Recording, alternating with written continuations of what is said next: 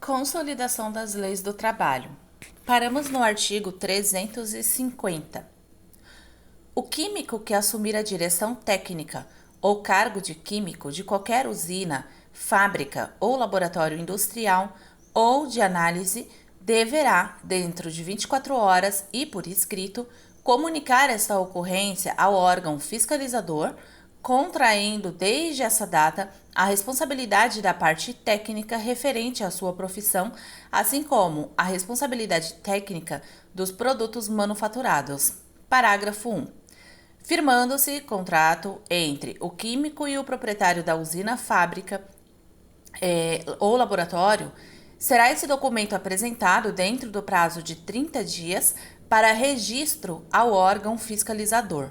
Parágrafo 2.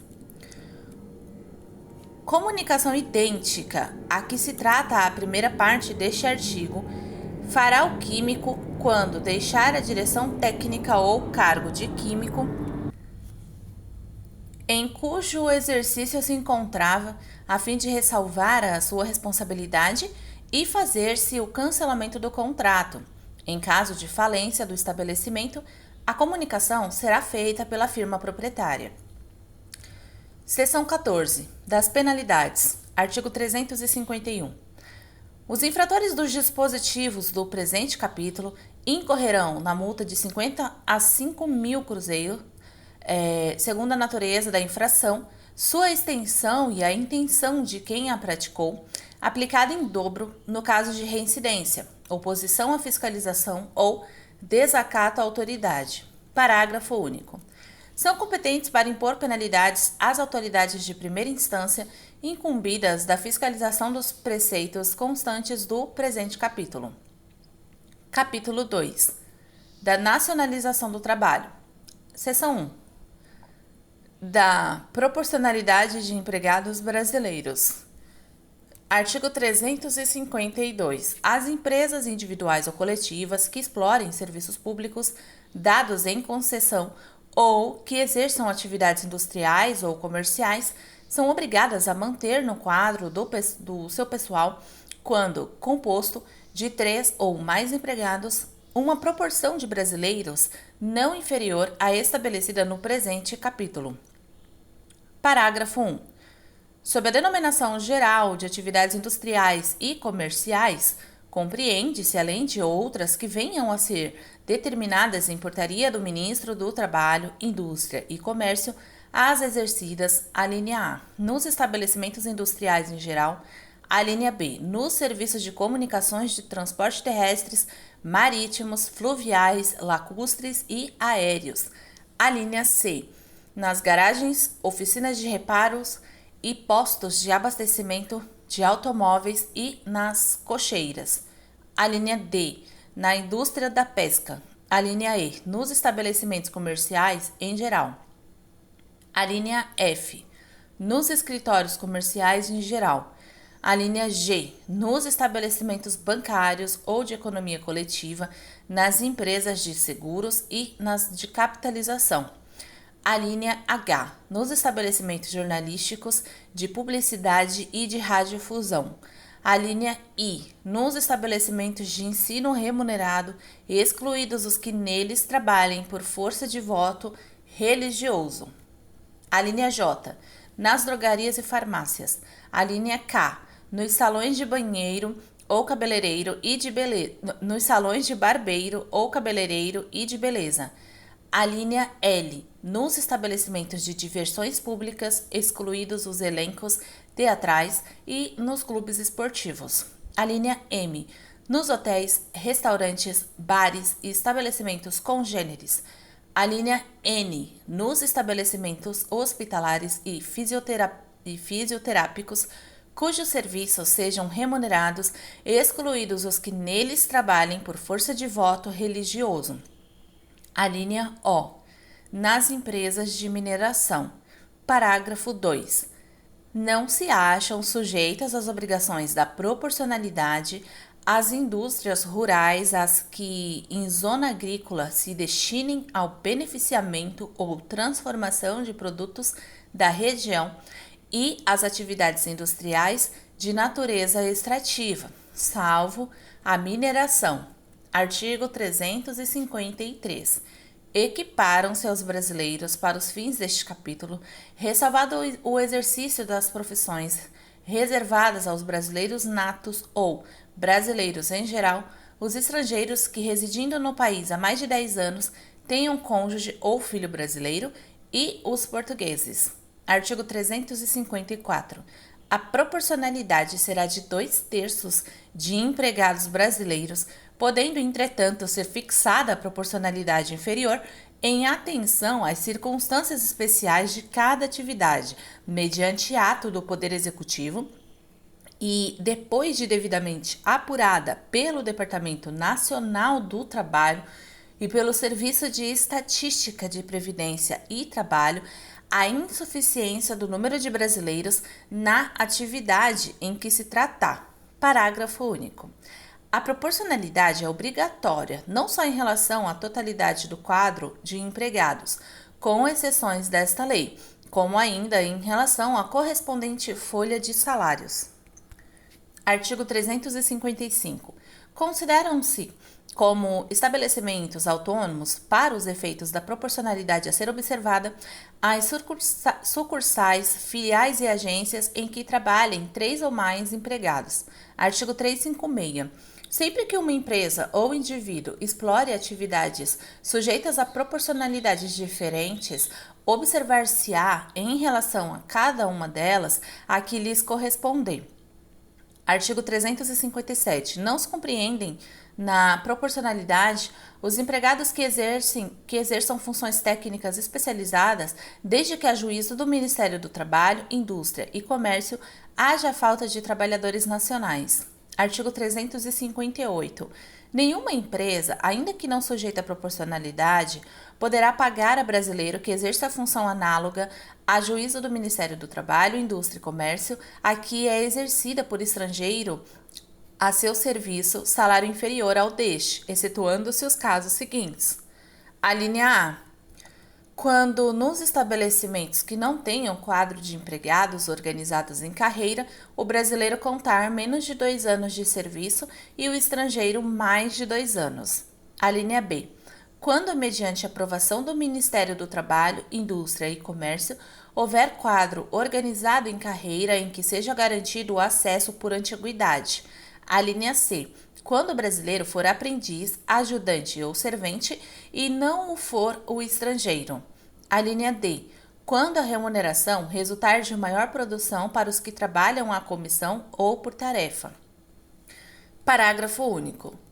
Nos casos de falta ou cessação de serviço, a dispensa do empregado estrangeiro deve preceder a de brasileiro que exerça função análoga. Seção 2. Das relações anuais de empregados. Artigo 359. Nenhuma empresa poderá admitir a seu serviço empregado estrangeiro sem que este exiba a carteira de identidade de estrangeiro devidamente anotada. Parágrafo único. A empresa é obrigada a assentar no registro de empregados os dados referentes à nacionalidade de qualquer empregado estrangeiro e o número da respectiva carteira de identidade.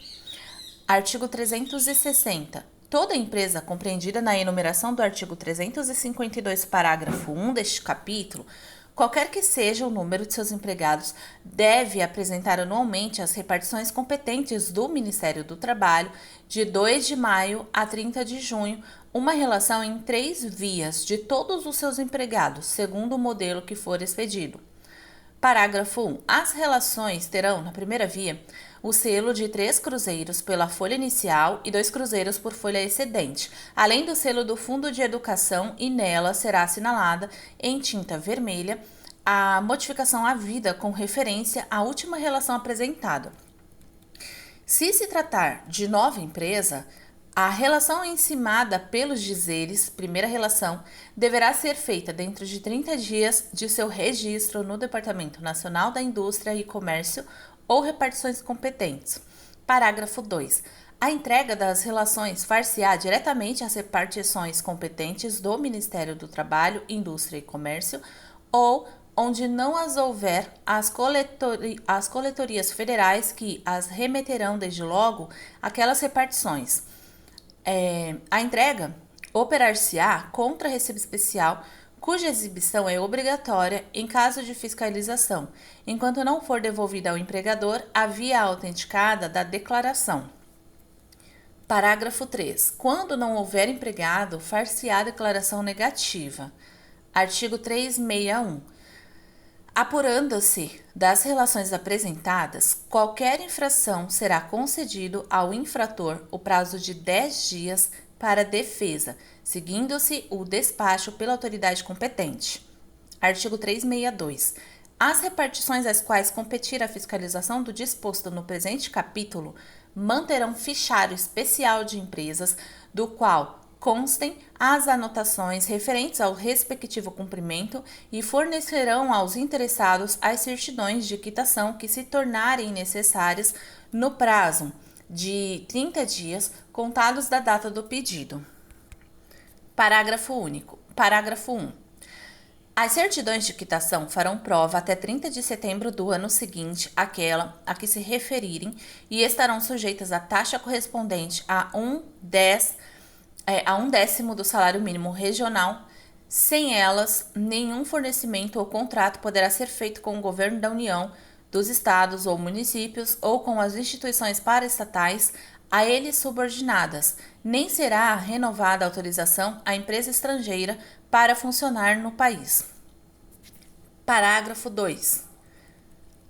A primeira via da relação, depois considerada pela repartição fiscalizadora, será remetida anualmente ao Departamento Nacional de Mão de Obra, o DNMO, como subsídio ao estudo das condições de mercado de trabalho de um modo geral e, em particular, no que se refere à mão de obra qualificada.